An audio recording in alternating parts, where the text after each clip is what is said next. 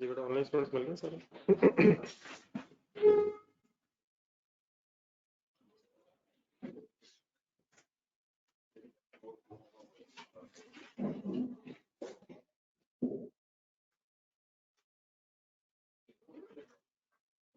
Page number 157 से table बन रहा है।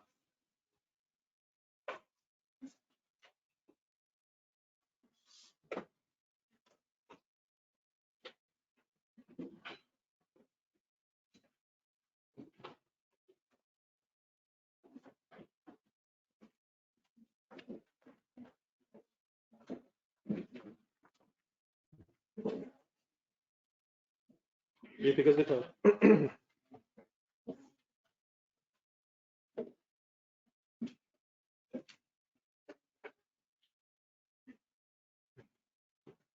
ऑनलाइन स्टूडेंट स्टार्ट कर दी।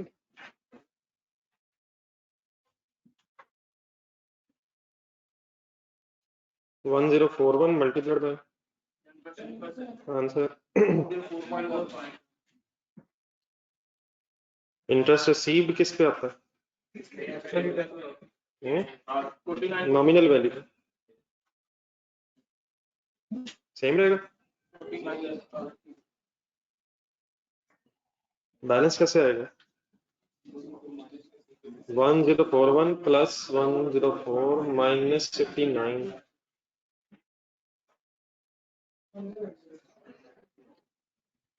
पाँच साल पूरे करना।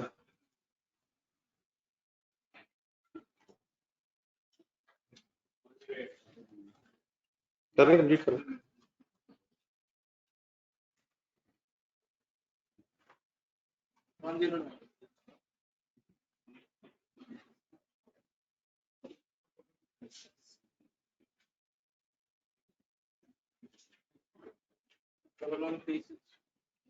डबल 136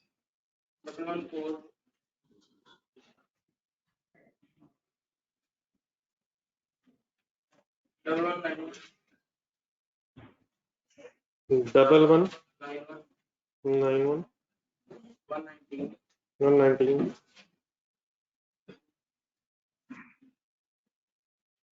1250।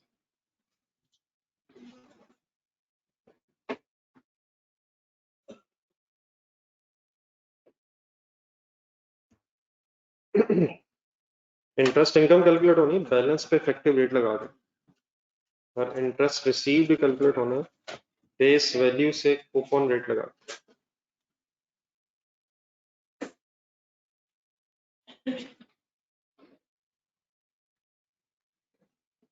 ठीक है सर, एंट्री सुना दें जरा पहले साल पूरी कर दे, पूरी कर दे।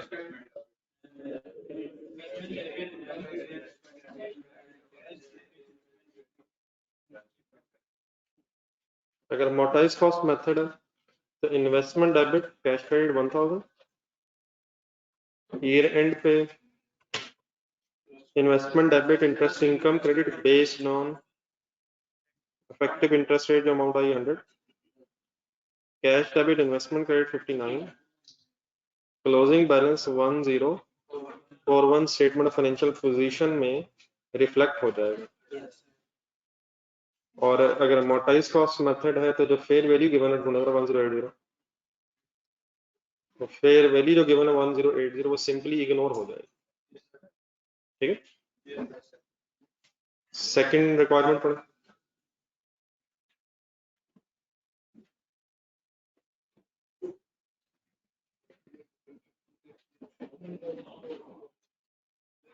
अगर ड्यूल ऑब्जेक्टिव है कैश फ्लो कलेक्ट भी करनी है और अपॉर्चुनिटी की तलाश भी है, जैसी कोई अच्छी अपॉर्चुनिटी आएगी बेचने में भी इंटरेस्टेड है, तो देन फिर मोटाइज कॉस्ट मेथड की बजाय fair value through other comprehensive income, जरा शॉर्ट वर्ड से लिखा मेरे साथ इसके साथ,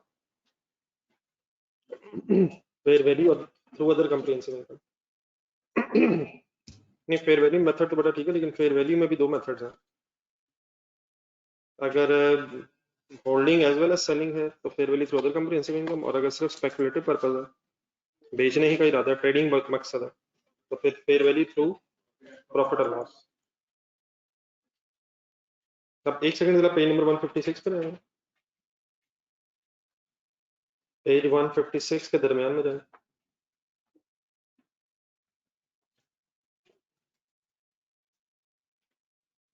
इसमें जो हेडिंग लिखी हुई business model for debt instrument is two, मिल गया? अगर दोनों बिजनेस मॉडल है, कंबाइंड बिजनेस मॉडल है, collecting as well as selling वाला, तो देन जरा पढ़ लें जरा नजर paragraph. IFRS 9 doesn't allow to use. In such a case, the entity should use under this approach any interest based on effective rate ही होगा, means table अभी भी बनेगा, वो प्रॉफिट लॉस में जाएगा, लेकिन अगर कोई फेयर वैल्यू चेंजेस हैं तो वो अदर कम्प्रिहेंसिव इनकम में जाएंगे। तो अगर इसको अप्लाई कर देंगे, लिख के करना थोड़ा, ये जो टेबल हमने बनाया है इवन देन रेलिवेंट रहेगा, रहेगा सर? इसके अंदर एंट्रीज करना सेकंड मेथड,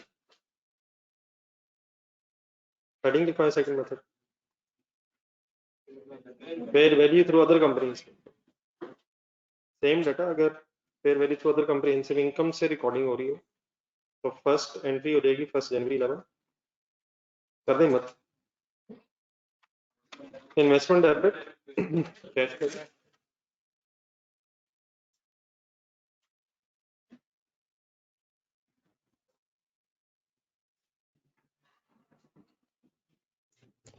ये रेंट पे 31 दिसंबर 11 पे investment debit, income credit, interest income credit,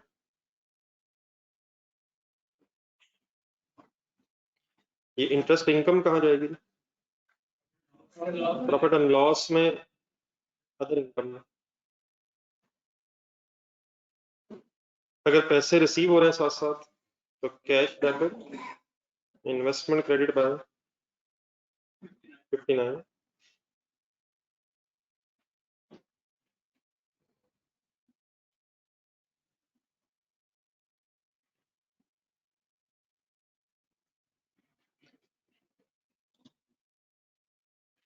अब इन एंट्रीज की बेस पे आपकी कैरिंग अमाउंट बन गई है सर 1041। तो फेयर वैल्यू अगर गिवन है तो फेयर वैल्यू एडजस्टमेंट फिर होनी है, कैरिंग अमाउंट बन जाएगी 1041, ठीक है? फेयर वैल्यू ढूंढो 1080, डिफरेंस 39, गेन है लॉस है? गेन है या लॉस है कैसे पता चलेगा? फेयर वैल्यू ज्यादा है, एंट्री सुनो, investment debit, fair value gain और सी credit 39 after this entry as well. अब आपकी स्टेटमेंट ऑफ फाइनेंशियल पोजीशन में फाइनल कैरिंग अमाउंट कितनी हो रहेगी? 1080, लिखो।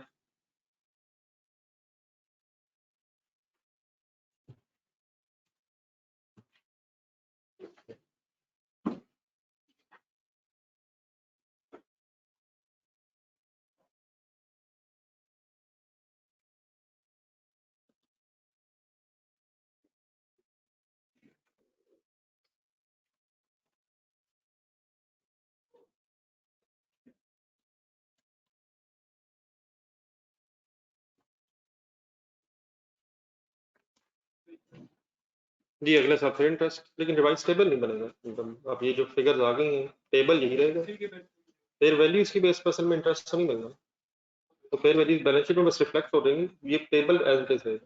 नेक्स्ट ईयर 104 59, वो जो भी आपकी फिर रिवाइज्ड कैरिंग अमाउंट आएगी बेस्ड ऑन 1080, उसका फेयर वैल्यू से कंपैरिजन हो जाएगा प्रॉफिट लॉस में जो फिगर के लिए।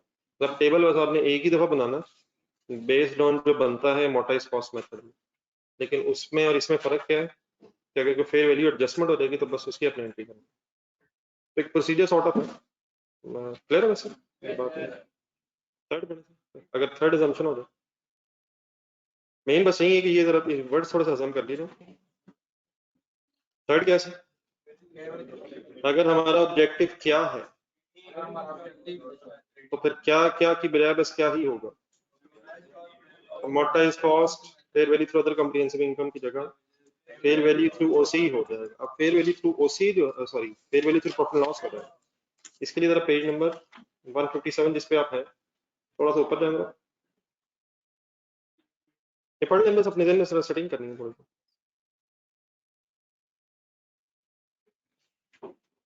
If business model for debt instrument is trading, means selling in short term.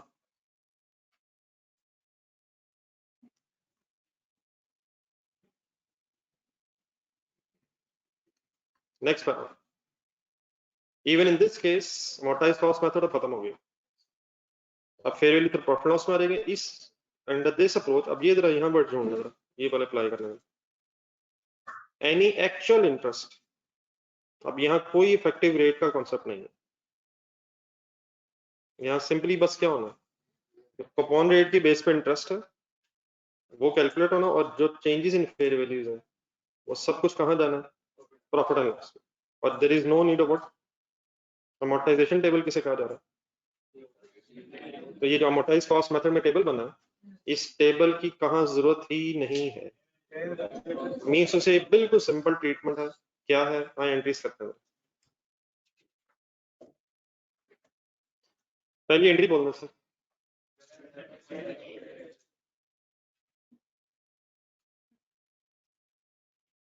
First जनवरी 2011। इसमें बस सिमिलरिटीज और डिसिमिलरिटीज आपने अलग अलग करनी है, जरा आइडिया होना चाहिए क्या सिमिलर है क्या डिफरेंट है। इन्वेस्टमेंट हैबिट 31 जनवरी 31 दिसंबर, ठीक,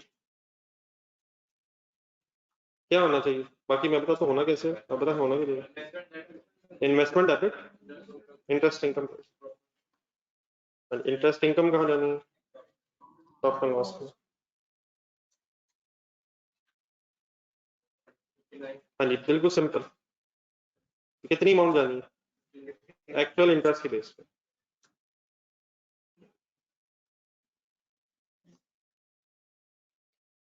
एरियर्स में अगर रिसीवेबल है तो डबल एंट्री फिर कैश टैबलेट इन्वेस्टमेंट करें, और ये सेम फिगर्स क्यों आ गई, सेम फिगर्स क्यों आ गई सर, कौन से रेट की बहस ही नहीं है, ये रेंट पे आ रही, फेयर वैल्यू एडजस्टमेंट करनी है, फेयर वैल्यू एडजस्टमेंट करनी है सर, कैरिंग अमाउंट बताओ, नहीं कर ली 1000, वाई 1000, 59 ऐड हुआ, 59 लेस तो टेबल वाली स्टोरी एंड होगी।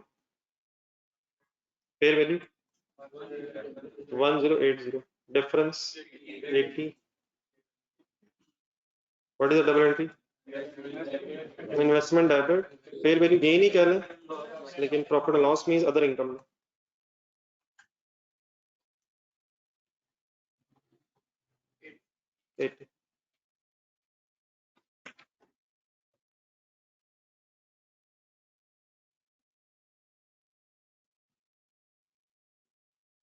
जो सेकंड स्लाइड है तो उसमें 1080 को 10% से मल्टीप्लाई करें। नहीं नहीं वही तो मैंने अभी बताया, टेबल आपने दोबारा रिवाइज नहीं बनाना, वो बन गया वो टेबल। नेक्स्ट ईयर की जो इनकम है, अगर आप मोनेटाइज कॉस्ट मेथड या fair value through other comprehensive income में, तो वो टेबल 104 59 जो फिगर्स रिफ्लेक्ट कर रहा है, टेबल असल में फेयर वैल्यूज की बेस पे इनकम चेंज नहीं होगी, fair values of market conditions को रिफ्लेक्ट करते हैं। आपकी कैरिंग अमाउंट जो कैलकुलेट होगी वो 1080 से आगे चलेगी, मींस रिवाइज टेबल नहीं हर साल, टेबल एक दफा बना लेंगे, उस टेबल के बेस पे इनकम की रिकॉर्डिंग होती रहेगी, और अगर कोई फेयर वैल्यू चेंजेस है तो वो सिर्फ आपकी कैरिंग अमाउंट अफेक्ट करेगी। ये कंप्लीट करेंगे।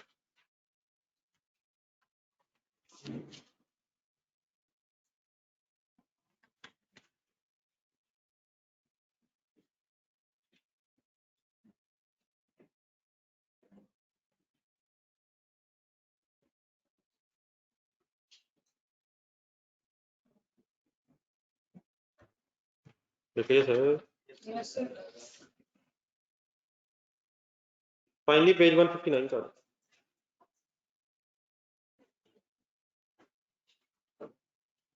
ये बड़ा वो उसी कूपन रेट की बेस पे इंटरेस्ट है, कूपन रेट की बेस पे इंटरेस्ट है और कूपन रेट ने किससे मल्टीप्लाई होगा, नॉमिनल वैल्यू से, par value nominal value means हर साल ये फिगर सेम रहेगी। ये पेज नंबर 158 पे तो ये बहस जो हमने की है वही लिखी हुई है, आप लोग पेज नंबर 159 का हम पढ़ इस वक्त क्या रहे हैं, किसी को पता? हमारी इस वक्त मेन हेडिंग क्या है? फाइनेंशियल एसेट्स में इसकी बहस चल रही है। डेट इंस्ट्रूमेंट्स तीन तरह से फिर मेजर हो गए, तो डिसीजन ट्री से बना हुआ ये सारी जो बहस हुई है इसको जरा समराइज करना, इकट्ठा करें।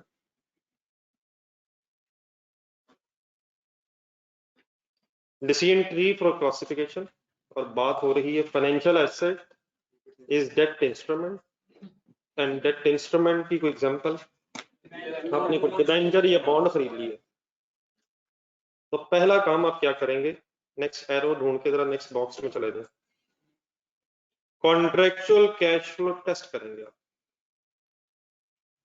Means cash flows under the contract comprise solely of payment of principal interest. ये प्रिंसिपल जो है साथ साथ भी मिल सकते हैं और एंड में इकट्ठा मिल सकते हैं, तो जरूरी तो नहीं होता, इंटरेस्ट है साथ साथ होता है टाइम का।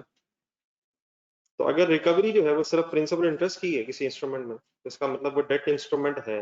पहला टेस्ट पास अगर हो गया तो अब नेक्स्ट बॉक्स में चले जाएंगे, क्या पास हो गया,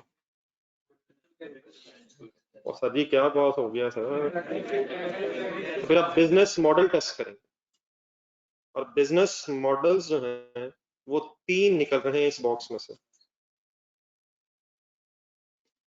पहला बॉक्स ढूंढे नीचे पॉइंट 1 जो लिखा हुआ है, debt instrument held to collect contractual cash flows till maturity. दूसरा बिजनेस मॉडल क्या हो सकता है, debt instrument held to collect contractual cash flows as well as, और तीसरे का जरा एरो शायद थोड़ा सा ऊपर नीचे हो गया, तीसरा कहाँ, ये तीनों कहाँ से निकल रहे हैं, कौन सा टेस्ट पहले पास हुआ, तो फिर बिजनेस मॉडल्स तीन तरह के हो सकते हैं, कौन कौन से, held to collect, collecting cash flows as well as selling, and held for trading। ठीक है, तो पहले आ जाए जरा नंबर 1 जो लेफ्ट साइड पे, लेफ्ट ही होगा ना। अगर ये वाला बिजनेस मॉडल हो आपका, कौन सा वाला, हेल्ड टू कलेक्ट वाला, ये यस हो जाए तो कंसंट्रेट करने में साथ साथ रहना, बल्कि बेहतर है एक सेकंड जरा बोर्ड पे देखेंगे मैं कहाँ कहाँ जा रहा हूँ, और सारे वो उधर ही हैं जिधर होने चाहिए इस वक्त। वो डेट इंस्ट्रूमेंट नहीं है यार, बात की हो गया, वो तो इक्विटी इंस्ट्रूमेंट है, ये रिडीमेबल होता है क्या, वो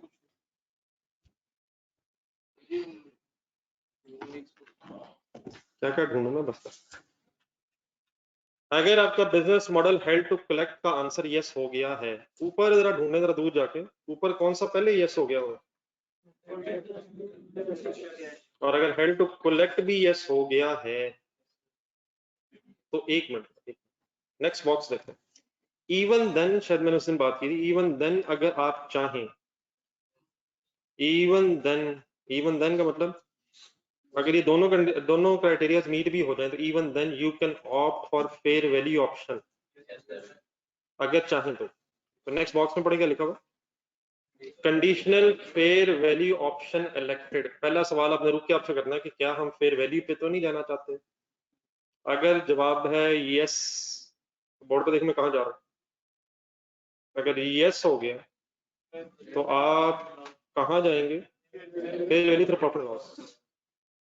इवन देन आप जा सकते हैं अगर कौन कौन सा क्राइटेरिया भी मीट हो जाए, अगर कॉन्ट्रेक्चुअल कैश फ्लो टेस्ट भी पास हो जाए, बिजनेस मॉडल भी होल्डिंग है, इवन देन अगर आप चाहें तो फेयर वैल्यू ऑप्शन इलेक्ट कर सकते हैं, लेकिन वो फेयर वैल्यू ऑप्शन है कौन सी वाली जो इलेक्ट करनी है, fair value through profit and loss. लेकिन अगर आप कहते हैं नहीं नहीं मैंने नहीं जाना, तो आप कह सकते हैं, अगर आप नो कह देंगे, किस चीज को नो कह देंगे, कि फेयर वैल्यू ऑप्शन इलेक्ट हमने नहीं करनी, तो आप कह सकते हैं नहीं करनी, ठीक है, फिर आप क्या करेंगे, अमोर्टाइज कॉस्ट मेथड यूज करेंगे, और उस केस में फिर आप क्या करेंगे, फेयर वैल्यूज को इग्नोर कर देंगे। समराइज कर लेते हैं जरा, अगर कोई आपका डेट इंस्ट्रूमेंट है, contractual cash flows comprise of principal interest only, and business model is to held the instrument till maturity. अगर ये हो भी जाए तो इवन देन आप रुक के क्या डिसीजन ले सकते हैं कि फेयर वैल्यू ऑप्शन इलेक्ट करनी है, तो you can even then opt for it, और आप फिर किधर आ जाएंगे fair value through profit and loss में। मतलब फिर fair value through other comprehensive income की गेम नहीं है। असल में ये स्टैंडर्ड चाहता ये है कि ट्रीटमेंट सिंपल रखा जाए और सब लोग फेयर वैल्यू पे हैं, और जो चेंजेस हैं वो भी प्रॉफिट लॉस में चार्ज करके बात खत्म करें। लेकिन अगर कुछ क्राइटेरियाज मीट हो रहे हैं तो ऑप्शंस अवेलेबल। तो अगर आप ऑप्ट नहीं करते इस ऑप्शन को तो देन आप कहाँ चले जाएंगे, अमोर्टाइज कॉस्ट मेथड में चले जाएंगे। अब क्लियर है प्लीज? दूसरे पे आ जाए। दूसरा क्या जी model?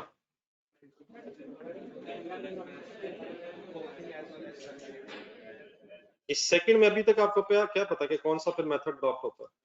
Fair value through other comprehensive, fair value through other comprehensive. लेकिन इवन देन अगर ये वाला भी आपका बिजनेस मॉडल हो तो रुक के आप सोचेंगे कि क्या आप conditional fair value option elect करना चाहते हैं। अगर आपका आंसर है यस करना चाहते हैं तो आप यस कह के किधर निकल जाएंगे, fair value through profit loss. लेकिन आप कहते हैं कि नहीं मैंने नहीं फेयर वैल्यू ऑप्शन वो वाली इलेक्ट करनी, तो आप कहाँ आ सकते हैं, fair value through other comprehensive income.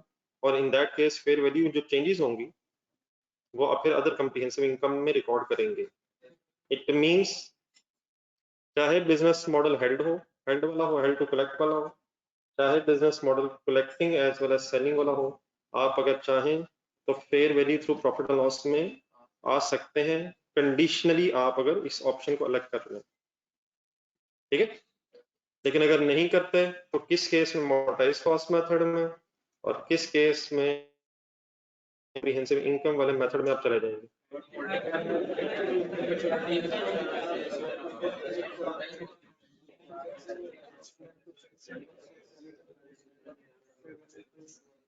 एक आखिरी बॉक्स का जो पता बिजनेस मॉडल में से जो निकल रहा है, अगर हेल्ड फॉर ट्रेडिंग है फिर तो कोई ऑप्शन ही नहीं है, आपने कहीं और नहीं जाना, सीधा ही कहाँ आना है, सीधा fair value through profit loss पे। तो क्या सारे debt instruments fair value through profit loss पे आ सकते हैं? एक सेकंड के लिए एक समरी सी पढ़े नेक्स्ट पेज पे।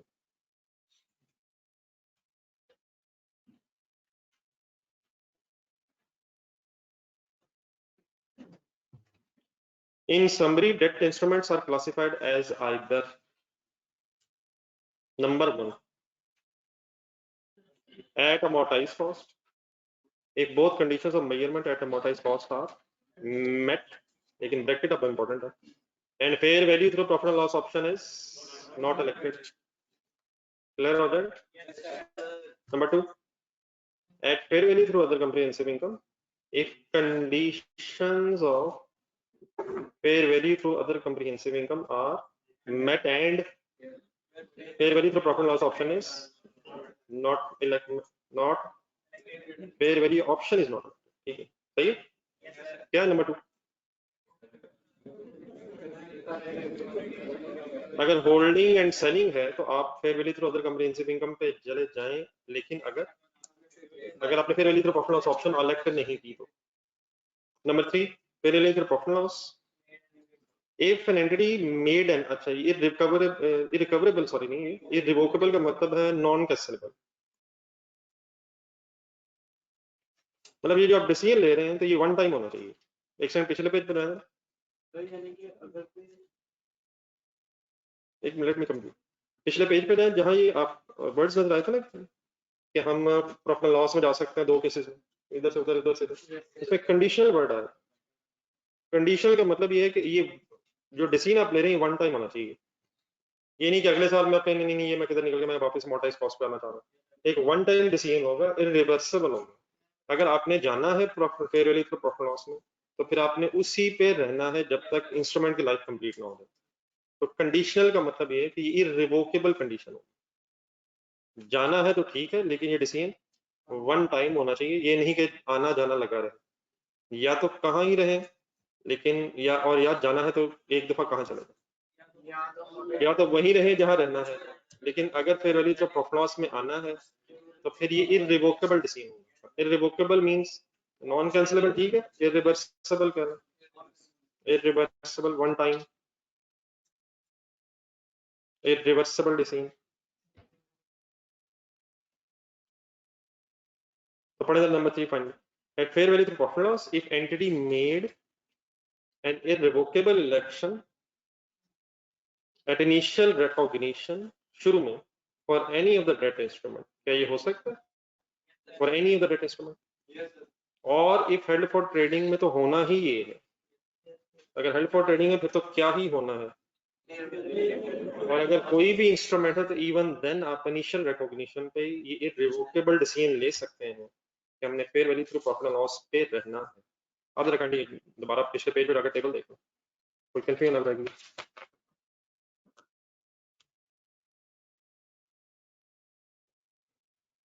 ये डेट इंस्ट्रूमेंट है net as well as additional fair value ना केस में भी तो है ये फेयर वैल्यू ऑप्शन इलेक्टेड है, ये fair value through profit and loss वाली है।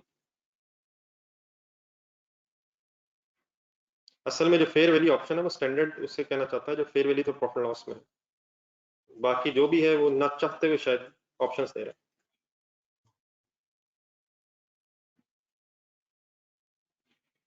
ठीक है सर, क्या फाइनली अगर समराइज फॉर्म में बोला जाए तो क्या आपका फाइनल डिसीजन है?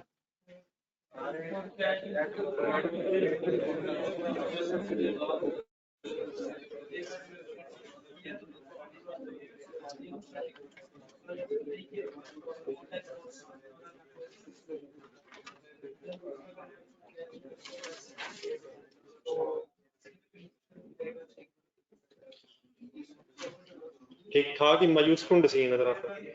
पॉइंट नंबर 2 ढूंढने से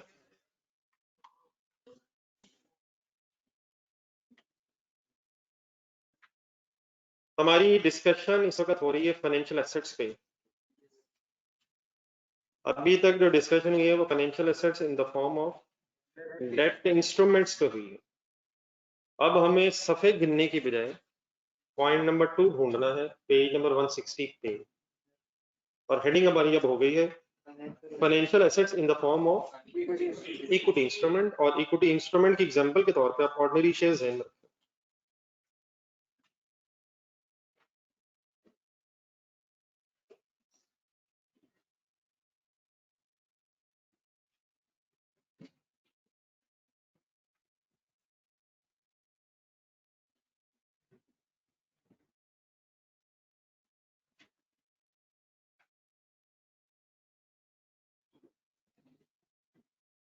एक एग्जांपल देखते हैं। ऑर्डिनरी शेयर्स इशू कर दिए, खरीदनी है इस वक्त खरीदे हुए हमने ये इशू किए हैं, एसेट है सर, एंट्री बोलने को इन्वेस्टमेंट डेबिट है, अभी भी इन्वेस्टमेंट डेबिट होगी, लेकिन अब investment in the form of shares debit होगी। अब डिविडेंड मिलेंगे या इंटरेस्ट मिलेगा? तो for example let's assume Honda limited purchase ordinary shares in Google of rupees 5 million. In this case, share price will change in stock exchange on daily basis. सही लिखा? Google may or may not pay dividends. अगर profits हो जाए फिर तो dividend compulsory होता है, तब भी रिटेन हो जाता है। हाँ, डिक्लेयर हो जाए तब होता है, लेकिन क्या हर साल डिक्लेयर करना कंपलसरी? हो सकता है हर साल मिलता रहे, लेकिन हो सकता है बहुत अच्छा भी ना मिले, लॉसेस हो जाए। This depend on availability of profits and the decision of the management, and Google will only repay the initial investment if there are surplus funds at the time of liquidation, if any. ये जो पैसे आप लगा रहे हैं ये भी वापस हो जाएंगे। हाँ, अगर आप फॉर एग्जांपल स्टॉक एक्सचेंज में किसी और को ढूंढना है तो उसे शेयर बेच सकते हैं, लेकिन जिस कंपनी के शेयर आप खरीद रहे हैं यू हैव नो राइट कि आप जाके उससे कहें मेरे पैसे वापस कर दो। हाँ, अगर वो कंपनी चाहे तो अपने शेयर रीपरचेज कर सकती है सर, लेकिन शेयर होल्डर का ये राइट नहीं है। ये सारी बातें इसलिए हो रही हैं कि थोड़ा सा आप डिफरेंशिएट कर सकें डेट इंस्ट्रूमेंट को इक्विटी इंस्ट्रूमेंट के साथ। डेट इंस्ट्रूमेंट में इंटरेस्ट जो होता है क्या एग्री डेट्स पे होना होता है? उसकी एग्री डेट्स होती हैं, प्रॉफिट हो लॉस हो, इंटरेस्ट एग्री डेट्स पे होना, और प्रिंसिपल भी इकट्ठा पे हो या इंस्टॉलमेंट्स में पे हो उसकी भी रीपेमेंट होती है। लेकिन यहाँ ना डिविडेंड श्योरिटी के तौर पे है और ना ही recovery of cash as such, जब तक लाइफ ऑफ द बिजनेस है तब तक सेटल है। एंड में भी अगर लाइबिलिटी सेटल करके पैसे बचेंगे फिर वापस होंगे, ये है ध्यान में चीजें। सारी लाइबिलिटी सेटल करके प्रेफरेंस शेयर होल्डर्स को भी पैसे देंगे, फिर अगर पैसे बचेंगे तो शेयर होल्डर्स ले जाएंगे। सो दिस इज, अब फोर्थ लाइन पे आ जाऊंगा, नॉट एन इन्वेस्टमेंट, ये शेयर में इन्वेस्टमेंट होती है, it is not an investment in which contractual cash flows will be received on specific dates. इसमें कोई डेट्स एग्रीड नहीं होती। Honda Limited may or may not receive dividend. Dividend only shares the discretion of the management, and if no surplus funds at the time of liquidation, Honda Limited will not get the invested amount as well. Therefore, equity shares को तो कभी भी cost basis method of measurement means amortized cost method पे आप measure नहीं कर सकते। Contractual cash flows वाली condition यहाँ कभी भी मीट क्यों नहीं होगी? स्पेसिफिक डेट्स का यहाँ कोई ऐसा काम, हो सकता है इंटरम मिल जाए, हो सकता है फाइनल मिल जाए, हो सकता है कई सालों बाद मिले, हो सकता है हर साल मिलता रहे। तो कौन सी चॉइस है ही नहीं इक्विटी इंस्ट्रूमेंट्स में? पढ़ ले, इतना ज्यादा पढ़ेगा।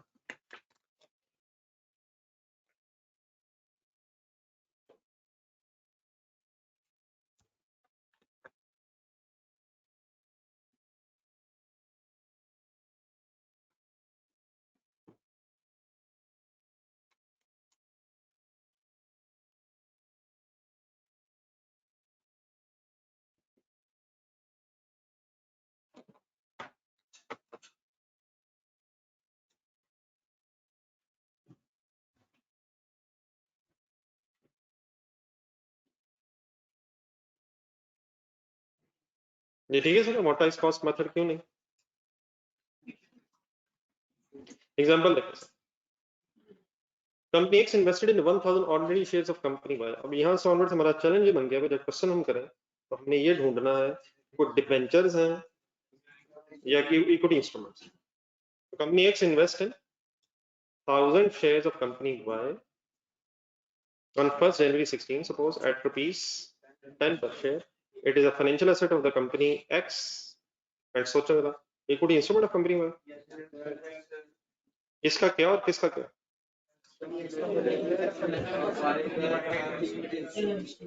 Investment only shares neither result into contractual cash flows on specific date nor recovery of solely principal interest. This type investment will always be shown at fair value, as the condition of cost measurement will not be fulfilled. हाँ, there is a choice definitely for debt instruments. Debt instruments को लेके जाया जा सकता है amortized cost, लेकिन वो भी कंपल्सरी नहीं है शायद। अगर कंडीशनल फेयर वैल्यू ऑप्शन अलग कर ली जाए तो fair value through profit loss में भी आया जा सकता है, लेकिन कहाँ तो ये चॉइस नहीं। तो इक्विटी इंस्ट्रूमेंट्स ने एज एन एसेट हमेशा आपकी बुक्स में किस अमाउंट पे रिकॉर्ड होना है? फेयर वैल्यू पे। Let's assume next time at 31st December 16 fair value 15 per share, कितने का खरीदा था आपने? Therefore fair value the investment will be, shares कितने थे? 1000 into 15, what is 15,000? Fair value कितने पे इन्वेस्टमेंट की थी? 10,000 मींस 1000 into 10, गेन हो रहा है लॉस हो रहा? 1000 into 10, 10,000 कितना गेन हो रहा? नेक्स्ट लाइन एंट्रीज पे आते हैं इधर। एक और सवाल फॉर एग्जांपल गुजार लें, फेयर वैल्यू सपोज 8 रुपीस पर share, therefore fair value of investment will be 8,000। सोच के बताएं कितना गेन या लॉस हो रहा है?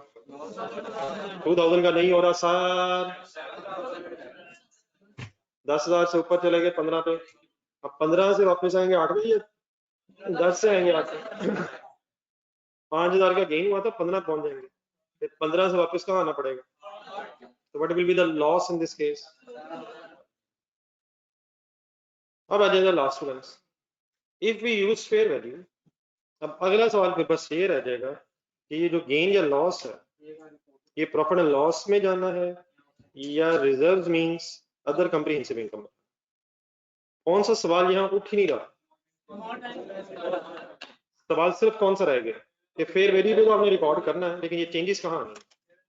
नहीं, चेंजेस कहाँ आनी है, मतलब इनका सेकंड इफेक्ट जो है प्रॉफिट लॉस में आना है या अदर कंप्रिहेंसिव इनकम है। तो इसको समझने के लिए जरा एक टेबल सा बना लो, लेफ्ट साइड पे चलते हैं।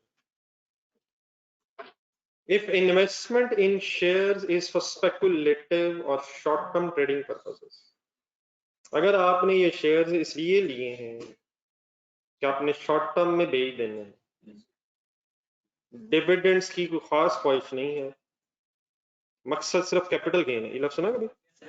शेयर प्राइस बढ़े, मैं बेचूं, पैसे कमाऊं, साइड पे हटूं, कहाँ इंतजार करे क्वार्टरली, कौन इंतजार करे 6 महीने का, कौन साल का। डिविडेंड्स में अगर आप इंटरेस्टेड नहीं है, आप किस चीज में इंटरेस्टेड है, शॉर्ट टर्म सेलिंग ट्रेडिंग में इंटरेस्टेड है, तो then means purpose is to earn immediate gain by selling the shares as soon as favourable opportunity arises. In this case gain losses कहाँ चले जाएंगे, जैसा शायद डेट के इंस्ट्रूमेंट में भी था। एंट्री एक्सटेंड करते हैं ऑपोजिट साइड पे। If investment in shares is for long term purpose,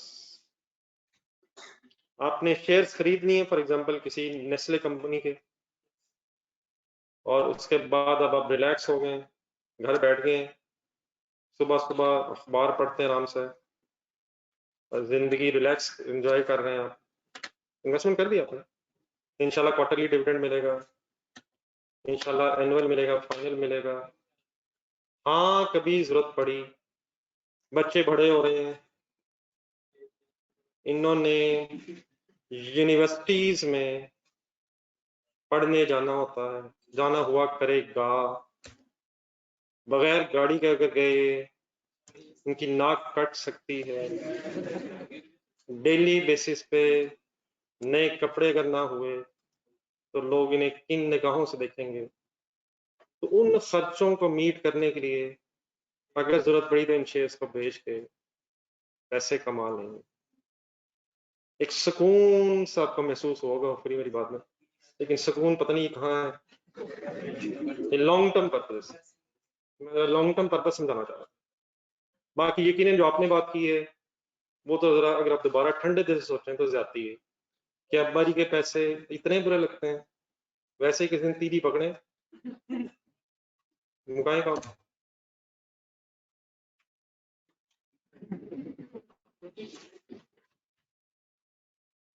ऐसे ही है सर,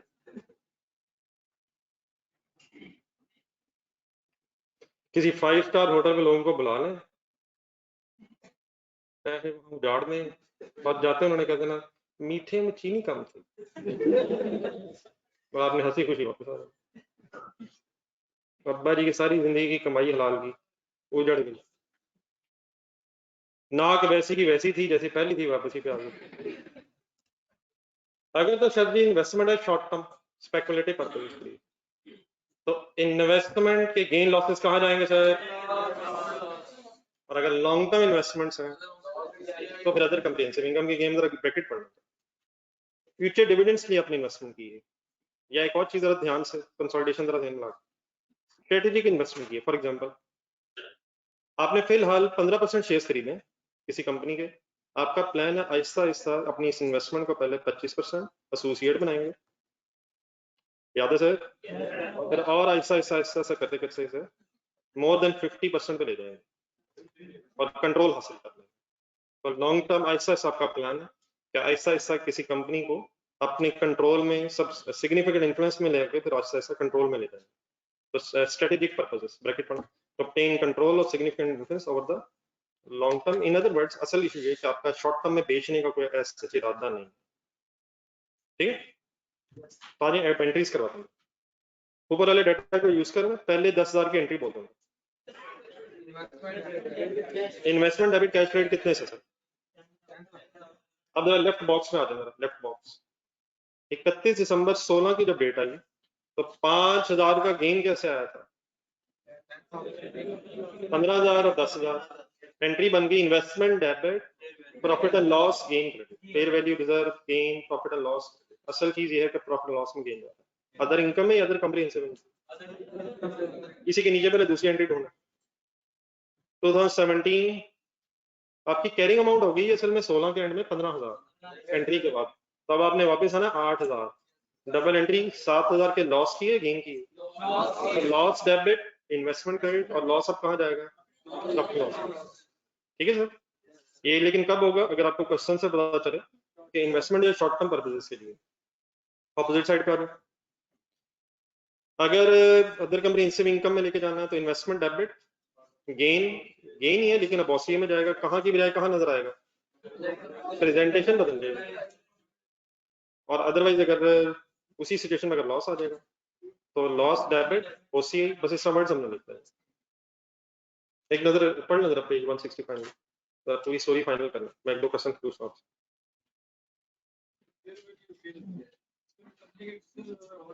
जी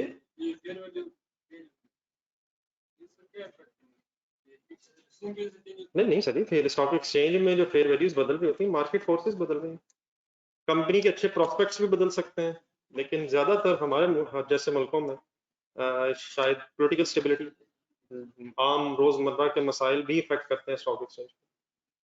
तो सारे कंबाइंड फैक्टर्स है। लेकिन बात अगर आपकी कंपनी स्टैब्लिश्ड है, लोगों को पता चल रहा है कंसिस्टेंट प्रॉफिट्स हैं, कंसिस्टेंट डिविडेंड्स हैं, तो शायद आपकी कंपनी के प्रॉस्पेक्ट्स की वजह से भी आपकी प्राइस बढ़ती है। लेकिन इकोनॉमिक हालात जिस मुल्क में आप होंगे उसके भी इफेक्ट कर रहे होंगे, लोगों की परसेप्शन। तो आप किस कंपनी में शेयर खरीदना चाहेंगे? जो स्टेबल कंपनी हो आपके ख्याल में, जहां इन्वेस्टमेंट आपकी सिक्योर हो।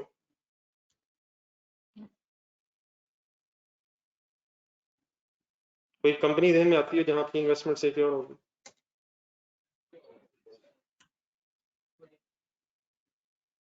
मेरा ख्याल आप खुद ही बनाएंगे ध्यान में। जो खुद बनाएंगे उसी पे मेहनत करेंगे ना सही तरह। पाकिस्तान के अल्लाह माफ करे हालात ही ठीक नहीं है।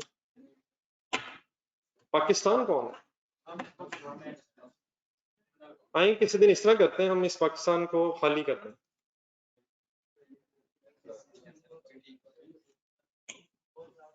और खराब होते हैं। परिंदे कम से कम खुश हो जाएंगे, जानवर खुश हो जाएंगे। शुक्र है मौला जान छुटी जाने दे सर, अल्लाह रहम करे। पाकिस्तान को क्या हुआ सर? खूबसूरत मौसम है अल्हम्दुलिल्लाह। दिल ही नहीं आज कर रहा कि क्लास खत्म हो, इतना मजा आ रहा है पढ़ाई करके। डिसीजन ट्री सर,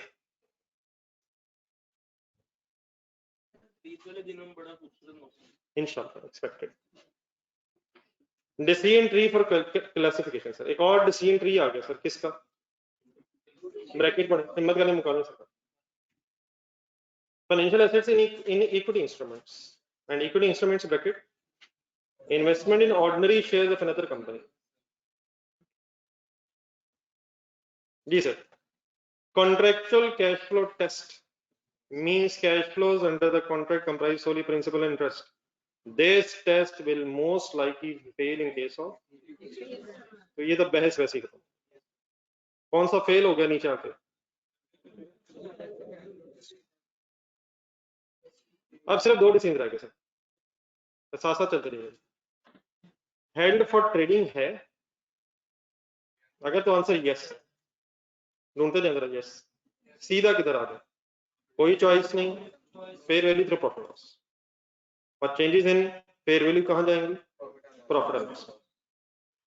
नो की तरफ आ जाए। नो किसका किसका कहा जाए, किसको कहा जा रहा है? नहीं held for trading no, held for trading no, long term purpose, strategic purpose. Then एक दफा फिर रुके हैं। इवन इन दिस केस जिस तरह वो डेट इंस्ट्रूमेंट्स में था, स्टैंडर्ड की ख्वाहिश ये है कि सब लोग fair value through profit loss करें। तो अगर स्ट्रेटेजिक पर्पस है भी, लॉन्ग टर्म पर्पस है भी, इवन देन सबसे पहले आप रुक के ये डिसाइड करेंगे कि क्या आप irrevocably fair value through other comprehensive option elect करना चाहते हैं। अब थोड़ा सा ये डिफरेंट तरीके से शायद लिखा है। अगर आंसर होगा कि हाँ करना चाहते हैं तो कहाँ चले जाएंगे? Fair value through other comprehensive income पे चले जाएंगे। इररिवोकेबली मींस वन टाइम डिसीजन लेंगे आप। लेकिन अगर आप कहते हैं नहीं मैंने नहीं fair value through other comprehensive income पे जाना, इवन दो कि मेरी इन्वेस्टमेंट लॉन्ग टर्म पर्पसेस के लिए है, तो क्या आप fair value through profit loss पे आ सकते हैं? क्या यस हो गया तो कहां चले जाएंगे, क्या नो हो गया तो कहां आ जाएंगे?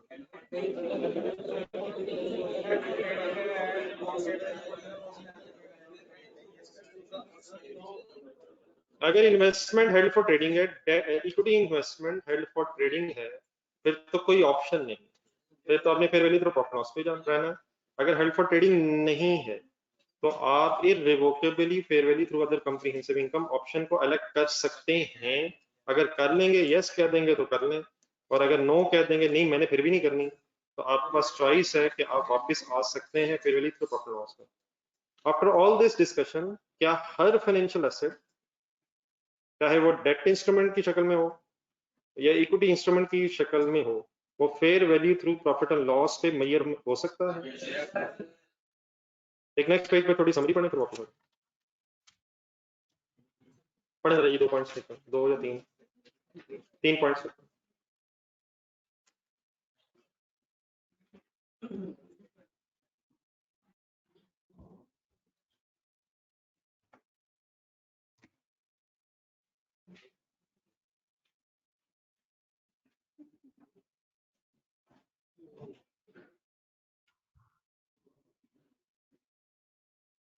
तो ये सभी ऐसी स्टोरी सी है। असल यही है कि साथ साथ बाकी चीजें भी कुछ आजकल टाइम दिया जाए जो आप यकीनन दे रहे हो, आपको खुद भी अंदाजा नहीं। हेल्ड फॉर ट्रेडिंग अगर है कोई इन्वेस्टमेंट तो मैंडेटरी है fair value through profit loss. Not held for trading, long term है, एंटिटी की मेक एन इररिवोकेबल इलेक्शन तो मेजर है fair value through other comprehensive income. even otherwise even then you can opt for fair value through profit loss, never at amortized cost. आज ये छोटी छोटी 2 examples और करना, फिर बड़े से सवाल की तरफ चलते हैं।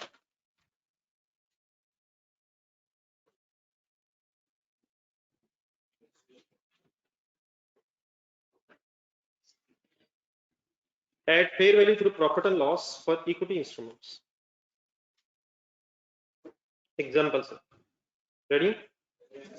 1st January 18, Honda Limited acquires 1000 ordinary shares of Nestle for ₹1 lakh. Entries बोलते रहे, देखिए जाइए।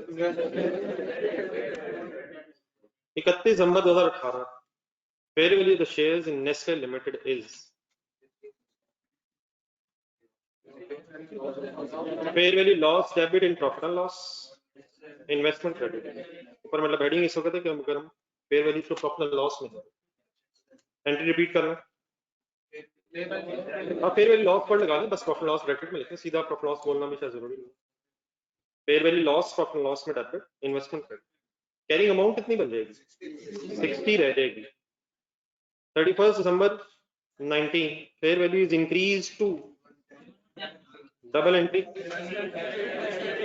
Investment debit, fair value gain credit in profit and loss कितने से? 60 से 110 पे 50 बना। फाइनली ऑन 3 जनवरी 2020, 3 दिन बाद, लेट्स अज्यूम आपने ये शेयर्स बेच दिए, एंट्री करवाना। कैश डेबिट कितने से? 105 से। इन्वेस्टमेंट सोच के बताएं कितने से? तो डिस्पोजल पे भी अगर कोई लॉस होगा, गेन होगा, तो अपना लॉस करें, या फिर एंट्री जरा लिखें।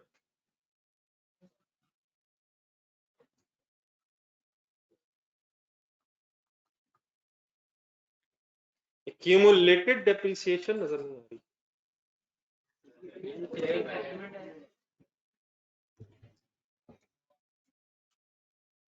पहले तो डेप्रिसिएशन चार्ज नहीं करते कि डिवैल्यूएशन एंड में हो रही है। ठीक है, सॉरी ठीक है। 5 लॉस था, गेन है। कितने वाली इन्वेस्टमेंट फाइनली कितने पे बिकी? लेट्स अज्यूम, ठीक है नहीं आता कोई कंफ्यूजन? तो ये तो सारी सिंपल ट्रीटमेंट है। अगर यही इन्वेस्टमेंट अज्यूम की जाए कि suppose fair value through other comprehensive income पे मेजर करनी है, तो आए इधर वैसे पहले सोच रहे थे, बाद में देखते हैं बात एंट्रीज। पहली एंट्री कैश क्रेडिट, दूसरी entry fair value loss debit, fair value loss और सी डेबिट, इन्वेस्टमेंट क्रेडिट 40। यहां जरा थोड़ा सा रुके और अपने जहन में ये अदर कॉम्प्रिहेंसिव इनकम की जरा स्टोरी रिफ्रेश करें।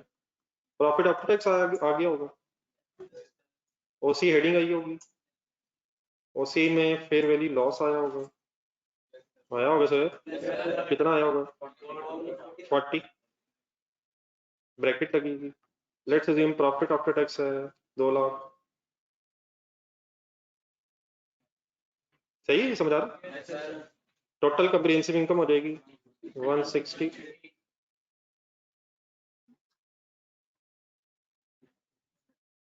ठीक है।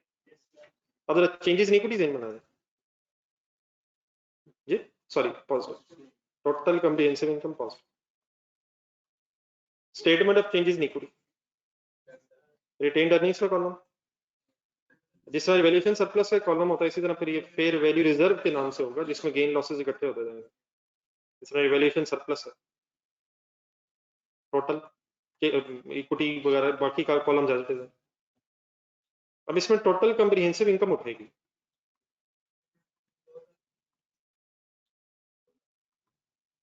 टोटल कम्प्रिहेंसिव इनकम में से अब 160 टोटल है, लेकिन करनी इन चीजों को सही सेट रखें। रिटेन्ड अर्निंग्स में प्रॉफिट आफ्टर टैक्स ही जाएगा, 40 नेगेटिव जाएगा और 160 हो जाएगा। Let's assume for a sake of discussion ये फर्स्ट ईयर बिजनेस है ताकि हम जरा नेक्स्ट ईयर में भी सोच सकें। यहां तक फिर let's assume no other thing, 2 lakh closing balance of retained earnings हो जाएगा, 40,000 नेगेटिव होगा ये फेयर वैल्यू रिजर्व एंड 160 आपका टोटल बैलेंस हो जाएगा सीडी। और अकॉर्डिंग टू द डाटा हमारा डेट है 31 दिसंबर 18। आप फिर बाद में बता दीजिएगा, पहले जरा बात पूरी कर लें। Any confusion? नेक्स्ट ईयर में 2019 एंट्री हिम्मत investment debit fair value gain और सी क्रेडिट कितने से?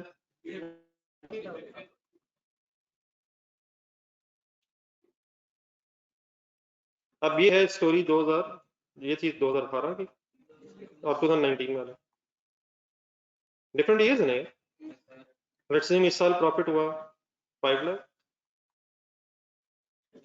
ओसीआई फेयर वैल्यू गेन कह लेते हैं 50,000, पॉजिटिव नेगेटिव टोटल हो गया 550 डाला, चेंजेस नेगेटिव मार रहे हैं, इसी को एक्सटेंड करना है, यही 2,40,000 क्या बन जाएगा brought down total comprehensive income आएगी 5 लाख रिटेन्ड अर्निंग्स में, 50,000 पॉजिटिव फेयर वैल्यू रिजर्व में, टोटल 550, सीडी बन जाएगा 7 लाख रिटेन्ड अर्निंग्स और 90,000 याद जाने दें उस साइड में 10,000 के पॉजिटिव फिगर आते एंड 7 टन हो रहा है, ठीक है। तब रिजर्व में कितना पड़ा 10,000 पॉजिटिव पड़ा, आगे है डाटा। अब आपने क्या किया, डिस्पोजल हो गई शेयर्स की, डिस्पोजल की entry cash debit investment credit, अब लॉस है नहीं, अभी इसमें ये अभी डिस्पोजल का लॉस है, रियलाइज लॉस है, तो डिस्पोजल के गेन लॉस प्रॉफिट लॉस में आते हैं शायद, ऐसे ही सर। तो ये जो 5,000 ये कहाँ गया प्रॉफिट एंड लॉस में, लेकिन एक मिनट बात पूरी हो लेना जरा। हाँ जी, अब जब ये 16 से बनाया मेरा, जब कोई एसेट डिस्पोज हो जाता है, अभी एसेट अगर डिस्पोज हो जाए तो उससे रिलेटेड फिर जो सरप्लस पड़ा होता है, तो ये एंट्री एसेट है, इसके साथ साथ एक और एंट्री होगी, क्या होगी सर, कोई इस इंस्ट्रूमेंट से रिलेटेड कोई रिजर्व में बैलेंस पड़ा 40,000 या 50,000, 40,000 या 50,000, 40 या 50 सिर्फ 10,000। अब ये जो 10,000 है ये फिर कहां से कहां ट्रांसफर हो जाएगा,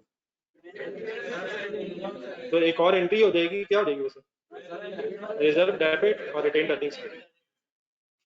पहले आप जरा पेज नंबर 163 पे आएगा, जब मैंने एंट्रीज लिखी इनको जरा एक एक करके पढ़ा जरा, फिर एक में जरा टाइपिंग एरर दिए।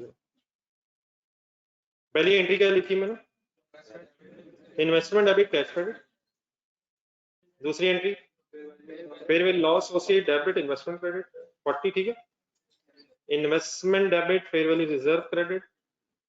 After this the fair value reserve has a credit balance of 10,000, ठीक है सर जी, ठीक है सर। डिस्पोजल की एंट्री लिखी हुई है, ठीक है। प्रॉफिट एंड लॉस में गया loss. After this the fair value reserve has a credit balance. अब ये जरा सही करने का, ये 5 टाइप हुआ, ये 10 है और एंट्री भी फिर 10 से।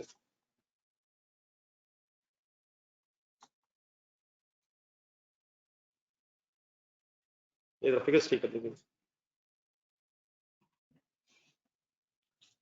ठीक है। एंट्रीज ओके, देन ये जरा साथ बना लें जरा 18 19 क्या एंगल से इधर बना ले, पेज में जगह बन जाएगी साथ, राइट साइड पे है space.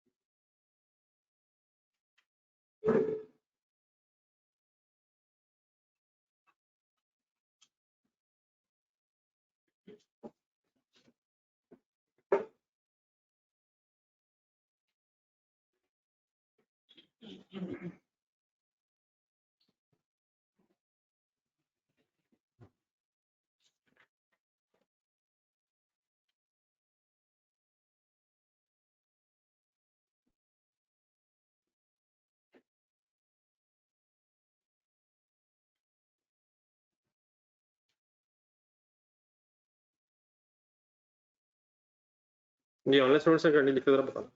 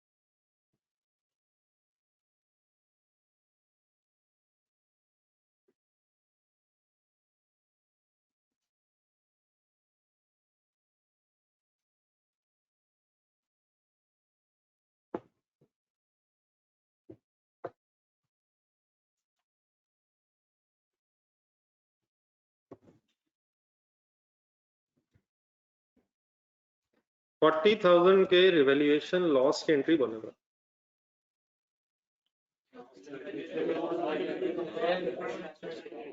Fair value loss debit investment credit. Carrying amount कम होगी, ये बिल्कुल उसी तरह से इसमें IS-12 मिक्स हो सकता है सर। अब ये सारी अकाउंटिंग एडजस्टमेंट्स हैं, इनका टैक्स वालों से कोई ताल्लुक नहीं है। टैक्स में इन्वेस्टमेंट कॉस्ट पे रहेगी अनलेस डिस्पोज हो जाए। तो कैरिंग अमाउंट बढ़ रही मरी कम हो रही? कैरिंग अमाउंट बढ़ी कम हो रही? तो डेफर्ड टैक्स लायबिलिटी एसेट या लायबिलिटी कम हो रही? कैरिंग अमाउंट ऑफ एसेट कम हो रही? डबल एंट्री बोले डेफर्ड टैक्स की। नहीं लायबिलिटी बढ़, पहले वो सोच रहे ना, हमारा कैरिंग अमाउंट कम हो रही, एसेट की कैरिंग अमाउंट कम हो रही, तो लायबिलिटी या एसेट, लायबिलिटी कम हो रही होगी, एसेट बढ़ रहा हो, तो बोलने एंट्री करो। डेफर्ड टैक्स लायबिलिटी डेबिट है, एक्सपेंस जो है वो ओसीए में आ जाएगा क्योंकि उसका लॉस प्रॉफिट लॉस की वजह ओसीए में, तो पूरी तरह एंट्री सही कर लेते हैं। Deferred tax liability debit, fair value loss credit, expense credit होना है ना, लॉस में ऐड हो जाएगा, लेस हो जाएगा, नेट होता है। 50,000 की हिम्मत करना रहेगी, 50,000 की एंट्री बनो, ये वाला 50,000 investment debit, fair value gain credit, carrying amount बढ़ रही है, deferred tax liability credit, expense OCA में जाना, सीधा कह सकते हैं फेयर वैल्यू गेन डेबिट, जिसे वहां सरप्लस डेबिट क्रेडिट बोलते थे। ये सारा कॉन्सेप्ट किसका, ये जो ओसीए में स्टोरी जा रही है, इसका सारा डेफर्ड टैक्स का जो कॉन्सेप्ट है वो आईए 16 से मिलता जुलता है, आईए 16 एंड 12 मैंने पढ़ा। बहरहाल यहाँ मैंने इसे बोल दिया, जरा एक आध सवाल में भी आगे जाके आ जाना, लिख लो जरा, tax effects will be in OCI, इतना तो लिखो, tax effects will also be इन,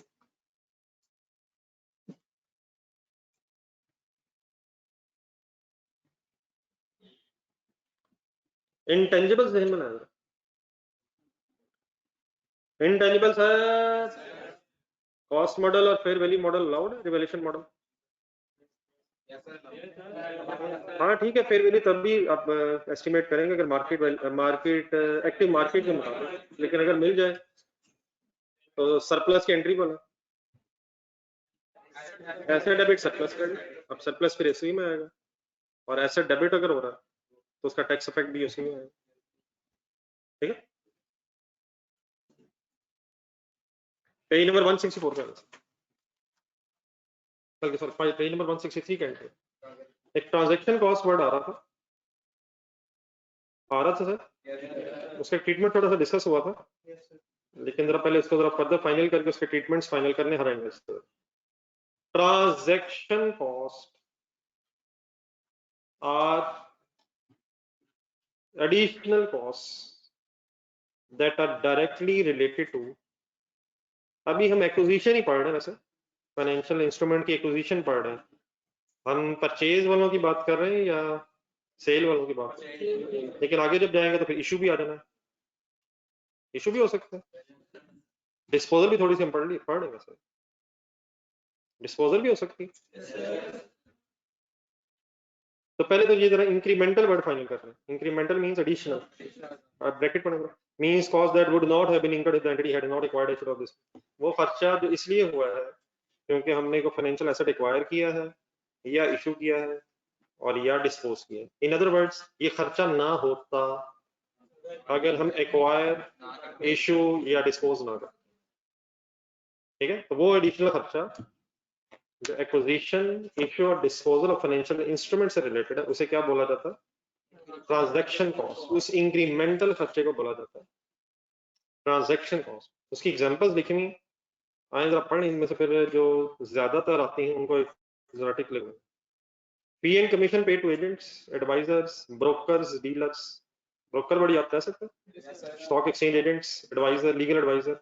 अब हम तो मतलब शायद हजार शेयर की बात करें, लेकिन अगर फॉर एग्जाम्पल कोई बड़ा इन्वेस्टर है तो शायद स्ट्रेटेजिक इन्वेस्टमेंट अगर करना चाह रहा है तो मेजर चंक ऑफ शेयर्स 20%, 30% अगर खरीद रहा है तो एडवाइजर्स, आप जैसे फाइनेंशियल एडवाइजर्स हायर करेगा, पूछेगा उनसे भाईजान लगा दूं, आप कहेंगे बिस्मिल्लाह करें, देखी जाएगी, नहीं आप उसे एक्सपर्ट ओपिनियन देंगे, फाइनेंशियल स्टेटमेंट देखेंगे, ट्रेंड एनालिसिस, रेशियो एनालिसिस करेंगे, फिर उसे अपनी बेस्ट जजमेंट के मुताबिक मशवरा देंगे, बाकी उसके नसीब है, ठीक है सर, मतलब हम क्या कर सकते हैं, जिस तरह डॉक्टर भी एडवाइस दे सकता है ये वाली मेडिसिन खा लें, ये वाली खा लें, गारंटी तो इस चीज़ की कोई नहीं है।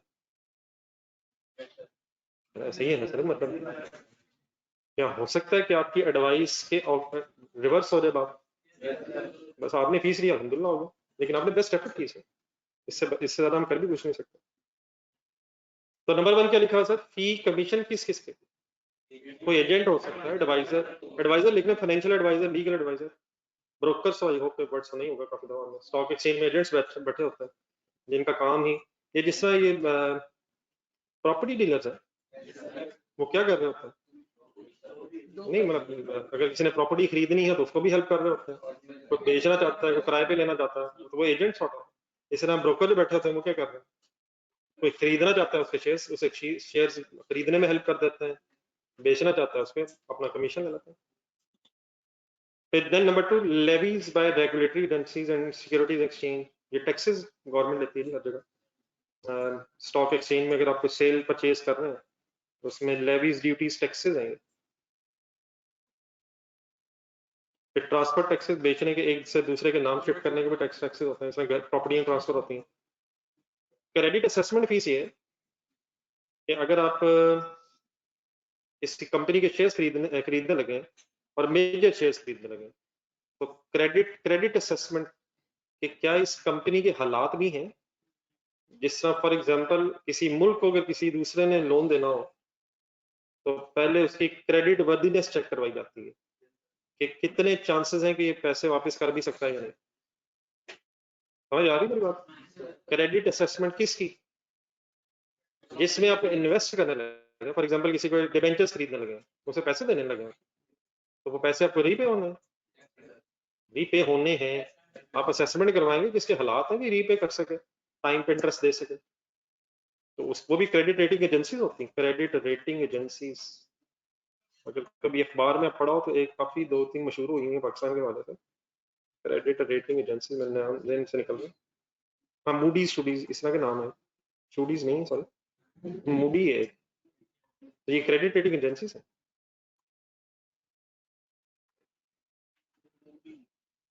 रजिस्ट्रेशन चार्जेस है, document registration charges, stamp papers, ये क्या पढ़ा हमने इस वक्त, क्या पढ़ा, these are the example of transaction cost, बोल दे जरा मेन मेन पांचों की बोल देना,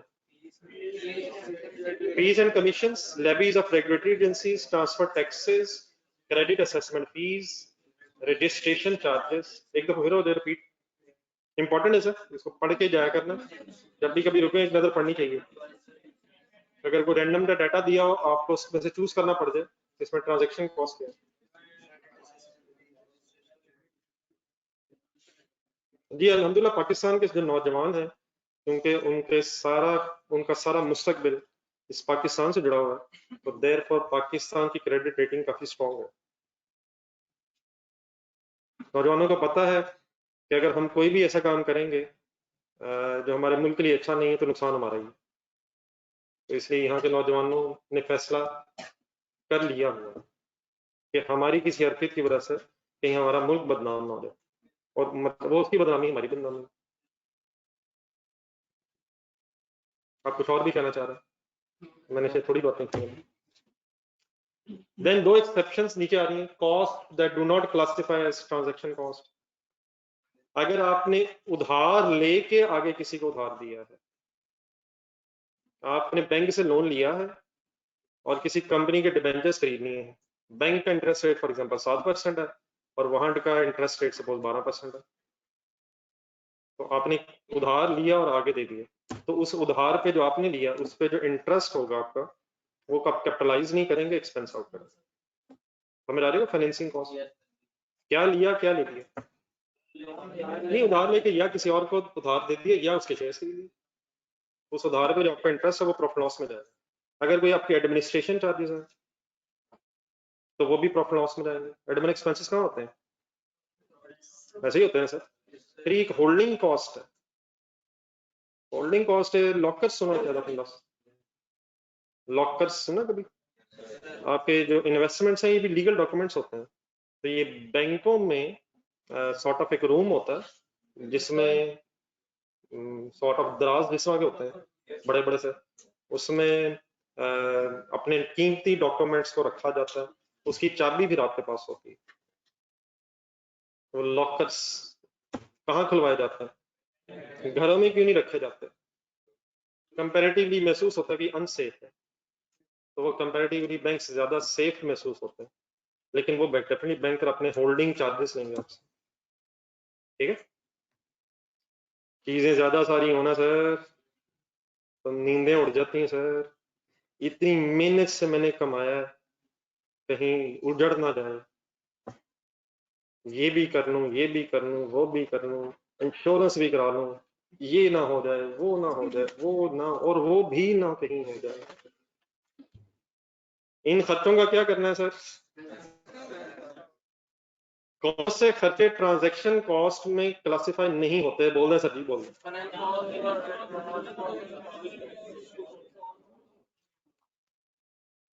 फर्ज करें आपकी जेब में कुल लाख नोट हो डॉलर्स के,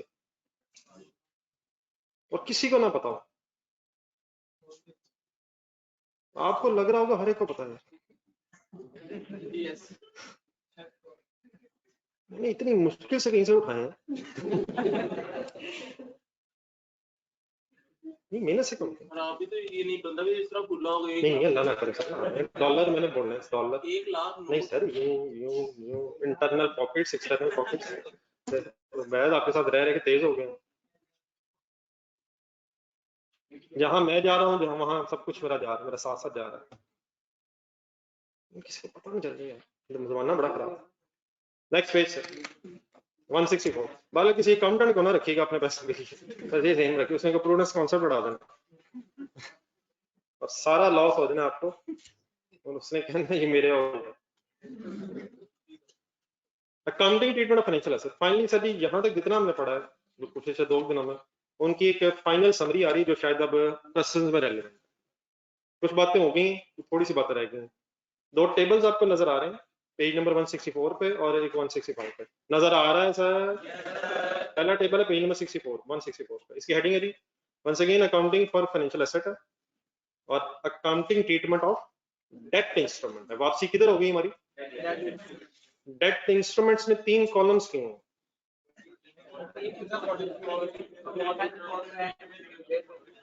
अमोर्टाइज कॉस्ट है, fair value through other comprehensive income है, और at fair value through profit loss. अगर अमोर्टाइज कॉस्ट मेथड इस्तेमाल हो गया सवाल में, तो फर्स्ट कॉलम में आ रहा है इनिशियल रिकॉग्निशन। डरे ना, यकीनन इनिशियली आप इन्वेस्टमेंट कॉस्ट पे खरीदते हैं, लेकिन आप कहां से खरीदते हैं? मार्केट से। तो क्या वही कॉस्ट मार्केट वैल्यू होती है? वही फेयर वैल्यू। तो फेयर वैल्यू का मतलब शायद कॉस्ट की बात हो रही है, लेकिन क्या ये डिफरेंट हो सकती है नॉमिनल वैल्यू से? आप कॉस्ट पे खरीदेंगे, वो फेयर वैल्यू होगी। ट्रांजैक्शन कॉस्ट अगर है तो कल बात होगी थी, प्लस होगी जी सर। इसी को कंप्लीट करें पहले, लेफ्ट साइड ये first column. Subsequent measurement interest है, इफेक्टिव रेट की बेस पे टेबल बनेगा, प्रॉफिट लॉस में जाएगा। फेयर वैल्यू चेंजेस को आप simply ignore,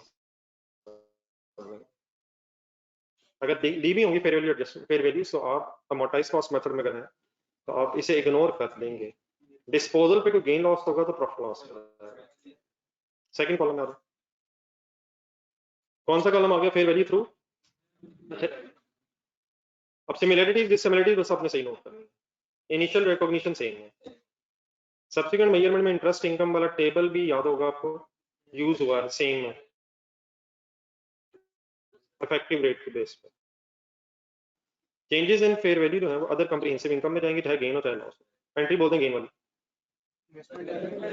investment debit, fair value gain, other comprehensive income, और अगर लॉस हो जाए डी रिकॉग्निशन मींस अगर डिस्पोजल हो जाए और गेन लॉस आ जाए तो इन अदर कंप्रिहेंसिव इनकम। थोड़ी देर पहले जो बात हुई थी मैं खुद बताता हूँ वो कौन सी बात हुई थी, चलो देख लें। थोड़ी देर पहले जो पिछले पेज पे बात हुई थी ना, पेज 163 पे, ये इक्विटी इंस्ट्रूमेंट था। तो बस ये थोड़ा सा आपने डिफरेंशिएट करना। अब ये ट्रीटमेंट की रीजंस हैं वो मैंने आपको बताया था, किसी बड़ी लंबी रीजंस है, तो रादर देन रीजंस हमें शायद सिर्फ जरूरत ये पड़ेगी कि ट्रीटमेंट करना क्या। तो वो जो मैंने पिछले पेज पे 163 पे आपको कहा था कि डिस्पोजल का गेन प्रॉफिट लॉस में जाना, वो कौन सा इंस्ट्रूमेंट था? वो इक्विटी इंस्ट्रूमेंट था, अगर fair value through other comprehensive income. यहाँ इनिशियली क्या होना है, वापस आए जरा, gain loss other comprehensive income में जाना है डिस्पोजल का, लेकिन डेफिनेटली फिर उसके बाद क्या होना है, पढ़े अगला centre, then transfer the fair value reserve, कहां से कहां, एक क्वेश्चन करेंगे इंशाल्लाह, उसमें फिर डिस्कस कर लेंगे, जरा कोई एंट्री बता देंगे फॉर एग्जांपल, अगर गेन है, नहीं अगर गेन है, अगर गेन है, ये जो वर्ड्स लिखे जरा इनको जरा अप्लाई करें, ओसी डेबिट और अपना लॉस लिखे जरा एंट्री, पहले गेन उधर अदर कंप्रिहेंसिव इनकम में, फिर जितना इकट्ठा हुआ होगा वो अदर कंप्रिहेंसिव इनकम से profit and loss means other income में सॉर्ट ऑफ आ जाएगा, लेकिन कब, हर साल या डिस्पोजल वाले दिन, तो बस ये फिलहाल एंट्री लिख लें, फिर क्वेश्चन में अप्लाई करेंगे, रिपीट कर सेकंड कॉलम, इनिशियली क्या करेंगे, सब्सिक्वेंट मेजरमेंट कैसे करेंगे, इंटरेस्ट इनकम प्रॉफिट लॉस में ही है, इफेक्टिव रेट टेबल बनेगा, changes in fair value other comprehensive income में, चाहे गेन हो या लॉस हो, डिस्पोजल का गेन लॉस भी पहले अदर कंप्रिहेंसिव इनकम में, फिर रिक्लासिफिकेशन, लास्ट कॉलम कौन सा आ गया, इनिशियल रिकॉग्निशन में एक चेंज है, उसे जरा नोट करें, fair value as it is है, ट्रांजैक्शन कॉस्ट इस केस में एक्सपेंस आउट है रादर देन कैपिटलाइज, बाकी बातें पहले भी हो गई थी, subsequent measurement interest income effective rate की बेस पे नहीं, एक्चुअल रेट की बेस पे, और एक्चुअल के लिए एक और वर्ड आ गया नॉमिनल रेट, और कूपन भी लिखना साहब, कूपन रेट,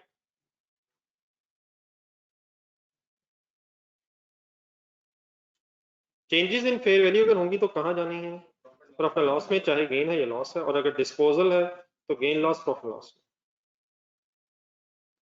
अगर कोई भी debt instrument fair value through profit loss पे क्लासिफाई हो गया, कोई भी, तो फिर डेफिनेटली लास्ट कॉलम अप्लाई होगा, अगर कोई डेट इंस्ट्रूमेंट आपने क्लासिफाई कर लिया अमोर्टाइज कॉस्ट पे तो फर्स्ट कॉलम होगा, और अगर कोई आपने डेट इंस्ट्रूमेंट सेकंड कॉलम के मुताबिक क्लासिफाई कर लिया तो सेकंड कॉलम, कोई भी डेट इंस्ट्रूमेंट या क्या या क्या या क्या कहां क्लासिफाई हो सकता है।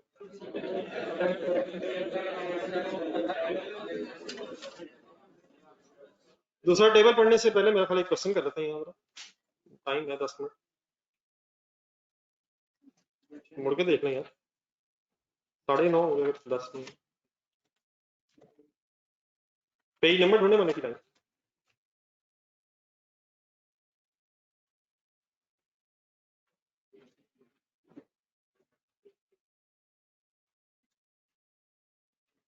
या अल्लाह बच्चे पेज पलटना चाह रहे हैं, फिर इन्हें हिम्मत दें बोला। On 1 July 2018, page number repeat कर दें, कैंडी दोबारा बता दें, फाइनल कर दें, on 1 July 2018, page 189, on 1 July 18, Gibson Limited purchased 5,000 debentures, underline करें, परचेज्ड, ये इस वक्त चैलेंज है, बस खरीदे हैं, इशू किए हैं, एट पार वैल्यू पे खरीदनी है, नॉमिनल वैल्यू पे खरीदनी है, कैन बी डिफरेंट, लेकिन पार वैल्यू पे खरीदनी है। Transaction cost associated with acquisition of debenture was 24,000, coupon interest rate is 11% per annum, payable annually on 30th June. On 1st July 18, the effective interest rate was worked at 9.5% per annum, whereas the market interest rate on the similar debentures was 11% per annum.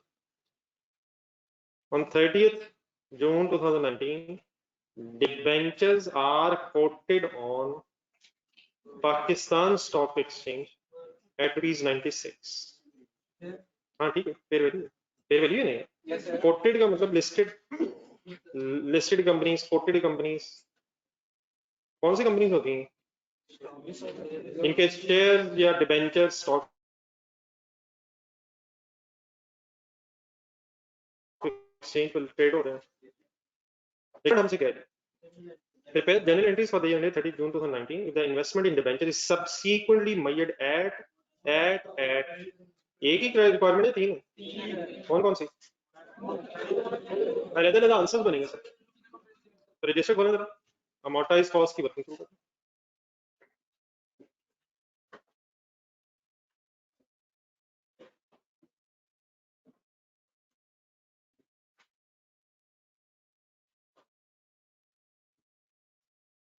Heading लिखें, debt instrument measured eight, अच्छा ये major हो भी सकता है amortise cost, मैंने देखा नहीं हो सकता, तो ये कौन सा इंस्ट्रूमेंट है, फाइनेंशियल एसेट है,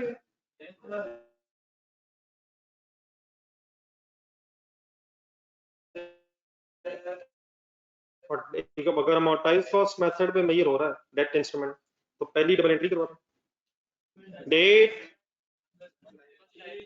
first July, double entry, investment debit, investment in debentures debit, debentures debit जी, सॉरी मैंने समझा, अच्छा आंसर बताओ, नहीं 5 को कंपाउंड ना करें, हम अलग अलग करें, पहली एंट्री सिंपली फेल है, वो अलग लिख लेंगे, मतलब दो एंट्रीज अलग अलग कर लेंगे, don't make it complex, 5000 into 100, 500, मैंने तो कहा था ये एंट्री फेयर वैल्यू होती है, जिस पे फिर खरीदा वही फेयर वैल्यू। जी sir, same date, amortise cost method है, उस पेज पे जरा उंगली रखें जो भी टेबल पढ़ के हैं, any transaction cost double entry बोल दें, अमोर्टाइज कॉस्ट में हम investment debit, cash credit,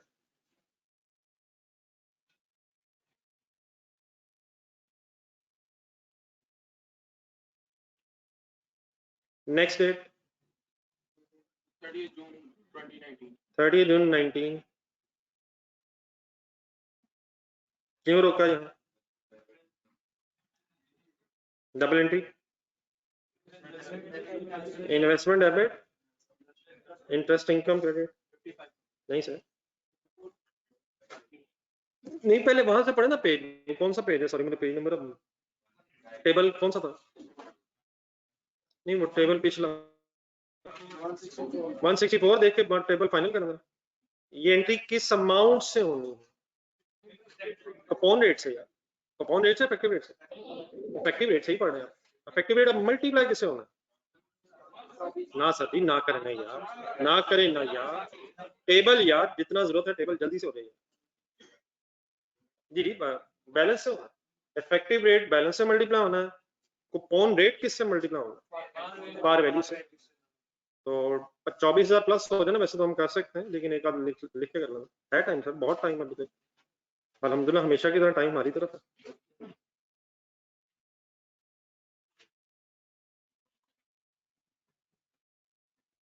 first जुलाई 18, स्टार्टिंग पॉइंट क्या हो जाएगा, स्टार्टिंग बैलेंस कितना हो जाएगा, 5 lakh plus 24,000, 5,24,000, interest income based on effective rate and interest received based on actual,